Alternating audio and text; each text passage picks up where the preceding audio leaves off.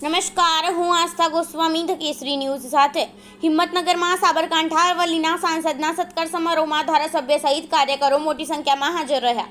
સાબરકાંઠા અરવલ્લી લોકસભા બેઠક પર 1.5 લાખથી વધુ મતોની વિજેતા થયેલા ભાજપના ઉમેદવાર સાંસદ શોભના બારૈયાનો હિંમતનગર ટાઉન હોલ ખાતે આજે વિજય સત્કાર સમારંભ યોજાયો હતો, જેમાં મોટી સંખ્યામાં અગ્રણી કાર્યકર્તાઓ અને નગરજનો ઉપસ્થિત રહ્યા હતા.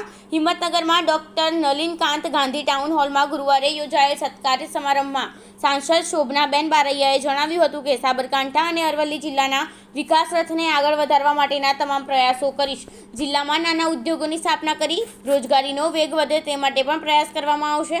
નાના ઉદ્યોગોની સ્થાપના કરવાથી યુવાનો અને બેરોજગારોને સ્થાનિક કક્ષાએ રોજગારી મળશે, તે માટે તમામ પ્રયાસો હાથ ધરવામાં આવશે. વિજય સત્કાર સમારંભમાં જિલ્લા ભાજપ પ્રમુખ કનુભાઈ પટેલ, હિંમતનગરના ધારાસભ્ય વીડી ઝાલા, હિંમતનગર નગરપાલિકા પ્રમુખ વિમલભાઈ ઉપાધ્યાય, નાગરિક બેંકના ચેરમેન હિરેન ગોર, મહામંત્રી મહેન્દ્રસિંહ રહેવર, ગોપાલસિંહ રાઠોડ, જયેશભાઈ કવિ, રાજેન્દ્રસિંહ પટારિયા સહિત સદસ્યો અને અગ્રણીઓ ઉપસ્થિત રહ્યા હતા. રિપોર્ટર ઝાકીર હુસેન મેમણ દ્વારા.